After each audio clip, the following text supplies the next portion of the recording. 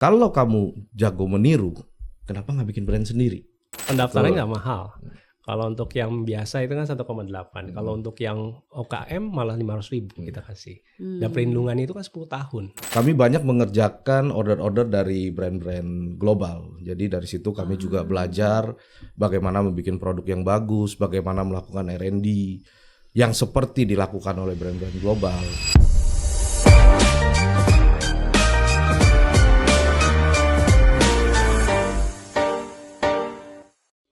Hai, jumpa lagi di podcast Kementerian Hukum Republik Indonesia WhatsApp. Waktunya hukum menyapa bersama saya Dian Mirza. Jadi teman-teman, di balik jersey yang keren yang dipakai oleh Timnas, terus juga produk-produk brand lokal yang laku di pasaran, campaign yang viral di media sosial, sebenarnya ada pertaruhan besar yang jarang sekali dibahas. Di antaranya bagaimana brand lokal membangun integritas di tengah dominasi global brand. Terus juga bagaimana terus menjaga kualitas dan terus berinovasi, melindungi identitas merek di tengah persaingan yang ketat gitu ya.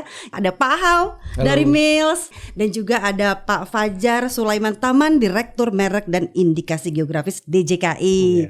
Ada Paul nih, kalau beli jersey bola kamu biasanya milih yang mana? Ternyata 67% yang dipakai tim favorit, 21% yang dipakai Timnas Indonesia, 8% yang lagi viral, dan 4% yang harganya murah. Nah, saya lempar dulu ke Pak Hao deh. Pak Hao, biasanya yang dipakai tim favorit berarti ya, yang dipilih sama consumers?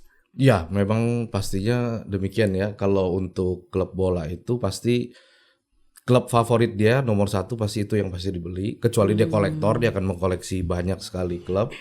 Dan yang kedua laku biasanya ya negaranya dia biasanya ya. Yang memang paling banyak dicari oleh konsumennya. I see. Nah ini kan kalau nggak salah dari umur 5 tahun ya Pak Hao ini kan suka banget bola gitu. Ya, terus juga berangkat dari bisnis keluarga juga garment gitu kan.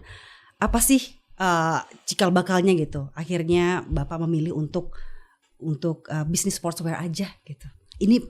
This is my passion gitu, and this is my purpose. Ya, memang dari awal juga saya memang hobi sekali sepak bola ya. Mungkin dari kecil sampai saya umur remaja itu waktu saya hampir seluruhnya untuk bermain sepak bola. Dan kebetulan bisnis keluarga yang saya lanjutin itu bisnis bergerak di bidang garment. Kami banyak mengerjakan order-order dari brand-brand global. Jadi dari situ kami juga belajar bagaimana membuat produk yang bagus, bagaimana melakukan R&D yang seperti dilakukan oleh brand-brand global. Dan pada di akhir tahun 2028 ya kami mulai berpikir kenapa sih, dan itu kami lihat di negara-negara Asia lainnya seperti di Tiongkok, di Thailand itu mereka punya aparel dengan brand-brand lokal mereka sendiri dan berkembang maju sangat pesat.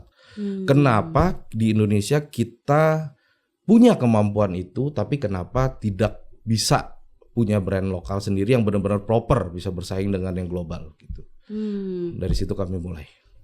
Dulu akhirnya terpilih gitu secara official ya. Jadi apparelnya Timnas itu gimana ceritanya? Ya memang karena kita di saat itu lahir brand itu, kita lahir di 2018. Di tahun 2020 kami baca itu di berita kalau dia sudah berakhir dengan brand sebelumnya. Kami coba mengajukan proposal lah. Kami ini brand lokal, kami menjelaskan keuntungannya memakai brand lokal, dan kami juga submit sampel-sampel yang kami develop, dan itu tidak kalah dengan brand-brand global yang juga mensubmit di saat yang sama. Mungkin dikarenakan kami brand lokal satu-satunya mungkin di saat itu ya, karena sangat jarang di saat itu, maka kami dikasih kesempatan dipanggil untuk presentasi. Di saat itu saya juga kami juga tidak nyangka ya, ternyata serius gitu bisa dipanggil, dan kami dipanggil dan akhirnya memang kami terpilih.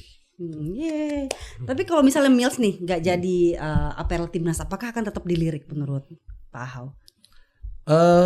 Ini menarik ya sebenarnya. Untuk menjadi sponsor aparel Timnas itu hanya sebuah langkah marketing kita sebagai brand awareness ya sebenarnya.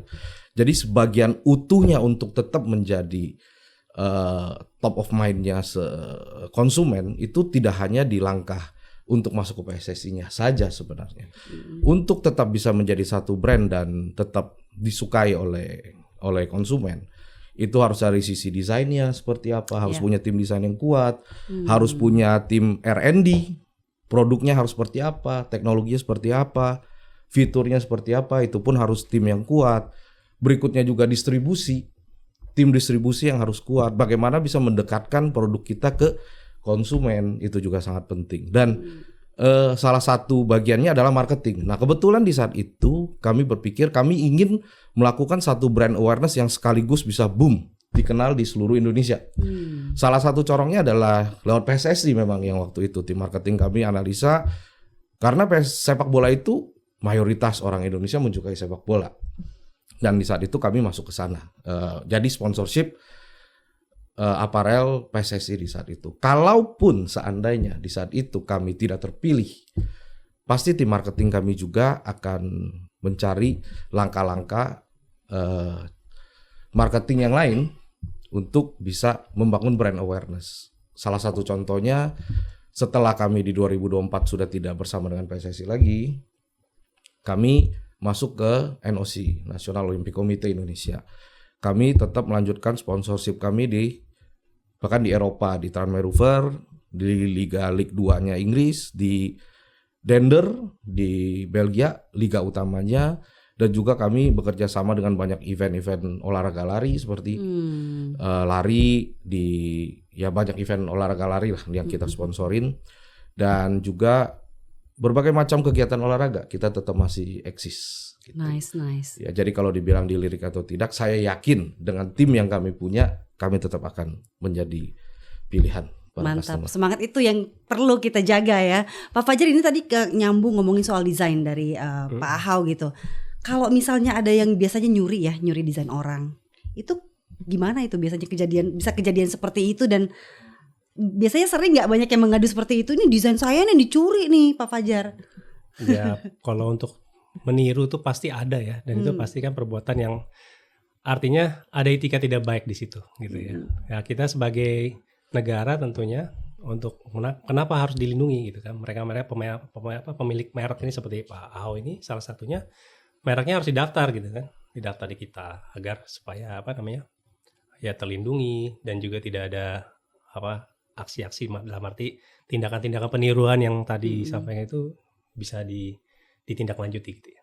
Pernah kejadian nggak Pak Ahau desainnya dicuri atau dijiplak habis-habisan? Kalau brand kita ditiru pernah, dan ya sudah sering lah. Ya. Tapi nggak nyerah ya? Ini namanya Part persaingan of the ya? game gitu loh. Ini bagian dari permainannya, kita tetap harus, ya nggak mungkin nyerah karena ditiru. Gitu. Udah pernah mendaftarkan, awal-awalnya mendaftarkan prosesnya seperti apa? Kita mendaftarkan, memang waktu itu kita di 2018 waktu kita mulai brand, langkah pertama yang kita lakukan adalah mendaftarkan brandnya ya, pasti. Kita waktu itu mungkin ya kami teredukasi dengan baik ya, kami tahu saya nggak mau jeripaya saya diambil orang begitu saja ya, karena kalau kita udah susah-susah nih bangun brand, 2-3 tahun kemudian udah maju brandnya, baru mau kita daftarkan, tahu-tahu udah didaftarkan orang lain yang mengambil keuntungan di kesempatan dalam kesempitan lah ibaratnya. Maka langkah pertama yang kami lakukan adalah mendaftarkan brand kami.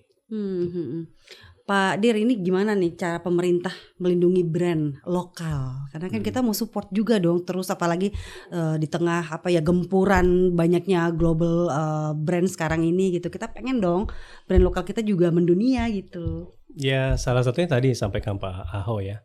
Untuk memulai suatu usaha itu tentunya harus didaftarkan dulu mereknya. Kenapa sih harus didaftarkan? Pertama, kita kan pasti memberikan perlindungan hukum di situ. Karena bisnis itu kan ada fondasi hukum juga di sana.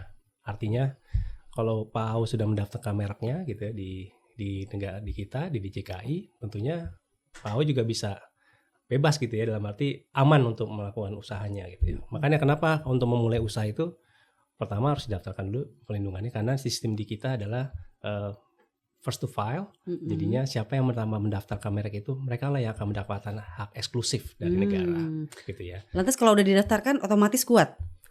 Ya kalau secara otomatis untuk fondasi hukumnya betul tetap kuat ya, pasti kuat gitu ya. Karena tadi Pak Hao juga secara bisnis lebih percaya diri Pak ya, daripada tidak mendaftarkan mereknya gitu, kemudian bingung nanti pada saat ada pihak lain mendaftarkan, baru ada permasalahan di situ Pak ya. Makanya disitulah kita sebagai DJKI membantu seperti para pemilik merek khususnya ini, apalagi sportwear ini kan harus bagaimana caranya bisa brand lokal ini mendunia ini kan tentunya harus ada proses yang dilalui di kita. Kita juga pasti memberikan pelindungannya di situ, memberikan first to file, kemudian juga kedua adalah pengecekan dan untuk mencegah, artinya pada saat mau mendaftarkan harus ada publikasi dulu, kemudian pemeriksaan substantif gitu ya. Bila ada merek seperti lama nggak sih prosesnya daftar-daftar gitu? Tidak lama prosesnya, karena memang kita cepat, tidak seperti yang dulu ya, memang punya proses. Sekarang ada publikasi dulu.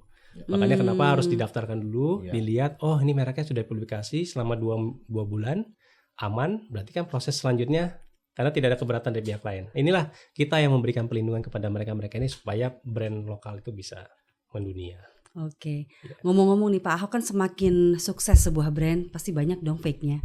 Nah biasanya nih konsumen kita tuh bener-bener aware nggak, ngeh nggak, apa yang penting punya aja gitu, beli aja, nggak peduli ini fake atau enggak. Sebenarnya konsumen kita, apalagi zaman sekarang, zaman sosial media, saya rasa rata-rata yang megang sosial media, yang ngikutin sosial media itu sudah teredukasi dengan baik lah kalau menurut saya. Dibandingkan dulu, sekarang banyak konsumen yang lebih aware tentang kualitas ya. Kenapa mereka harus aware? Kalau beli asli, jelas ada brandnya. Terus brand itu pasti, brand apapun, saya tidak hanya bilang itu brand Mills ya. Semua brand itu pasti melakukan quality, jaminan quality, terus proses R&D yang profesional, dan yang paling penting itu after sales. Kalau ada apa-apa, ada yang bisa dicari.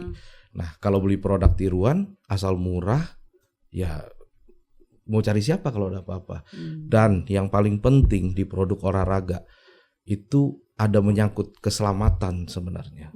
Bisa cedera kalau produknya itu tidak mensupport, tidak sesuai. Nah itu penting sekali. Tapi saya rasa konsumen sudah teredukasi lah. Oke, ini ada polling lagi, bisa ditanggapi Pak Fajar dan Pak Ahau. Kalau kamu punya brand nih, tapi budgetnya terbatas, pilih mana dulu biasanya? Budget marketing ternyata 67%, proteksi mereknya 33%. Monggo silakan, Pak Fajar dulu kali. Ya, sebenarnya sih yang paling penting adalah proteksi mereknya juga ya. Sebenarnya memang paling penting di situ, karena tadi disampaikan oleh Pak Ahau, kalau misalnya karena merek itu kan tidak terlalu mahal sebenarnya Pak. Pendaftarannya nggak mahal. Kalau untuk yang biasa itu kan 1,8. Kalau untuk yang OKM malah 500.000 kita kasih. Dan perlindungan itu kan 10 tahun. Jadi kalau kita lihat untuk berusaha itu sebenarnya protectionnya lo, protect your trademark first and then you just doing your business gitu ya. Pak Ahau gimana Pak Ahau? Saya sangat setuju dengan Pak Fajar ya, karena bisa ya berapa sih, saya pelaku langsung loh ini. Berapa sih untuk ngajuin register merek itu untuk mengajukan proteksi. Nah, sedangkan budget marketing itu kan bisa diatur. Mau seberapa besar budgetnya. Proteksi merek itu budgetnya kecil banget dibandingkan dengan budget marketing ya. Yang jelas kalau bagi saya, kalau budget marketing dulu susah-susah bikin iklan 2 tahun, tahu-tahu mereknya didaftarkan orang lain. Itu lebih nyesek lagi. Itu lebih susah lagi. Betul.